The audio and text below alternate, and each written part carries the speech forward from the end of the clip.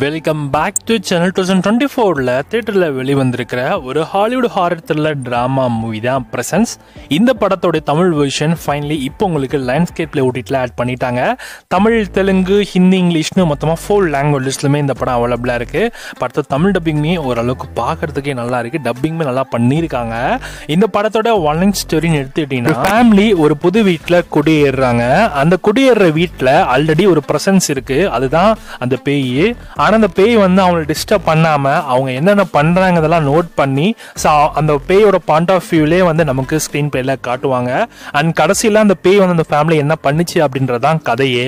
இந்த படத்தோட screen play அந்த கேமரா மூமெண்ட்ஸ்லாம் எடுத்துக்கிட்டா ரொம்ப நல்லா இருக்கும். குறிப்பாக அந்த கோஸ்டோட பாயிண்ட் ஆஃப் வியூவில் வந்து நிறைய விஷயங்களை காமிச்சிருப்பாங்க. ஒவ்வொரு விஷயமும் பார்க்கறதுக்கும் அவ்வளோ ஸ்டன்னிங்காக இருந்தது. இதில் நீங்கள் த்ரில்லிங்கான எலமெண்ட்ஸ்னு அந்த அளவுக்கு பெருசாக ஃபீல் பண்ண மாட்டீங்க. படத்தோட கிளைமேக்ஸில் மட்டும்தான் உங்களுக்கு அந்த ஒரு ஹை ரேஞ்சான ஒரு சீக்வன்ஸ் மாதிரி கொண்டு போய் மாதிரி முடிப்பாங்க.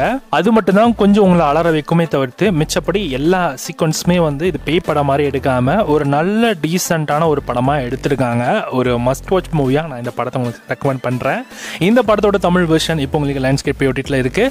ஸோ ஸ்க்ரீன் பிளே நல்லா எங்கேஜிங்காக கொண்டு போகிறாங்க. பட் ஆனால் ஸ்டார்டிங்கில் ரொம்ப ஸ்லோ பேஸ்டாக இருக்குது. ஸோ பொறுமை இருந்தால் மட்டும் உங்களால் இந்த படத்தை பார்க்க முடியும். அது ஒன்ஸ் உங்களுக்கு செட் ஆச்சுன்னா இந்த படம் உங்களுக்கு எங்கேஜிங்காக போயிடும். இந்த படத்துக்கு SRS ரேட்டிங்ஸ் 5க்கு 3 கொடுக்கலாம்.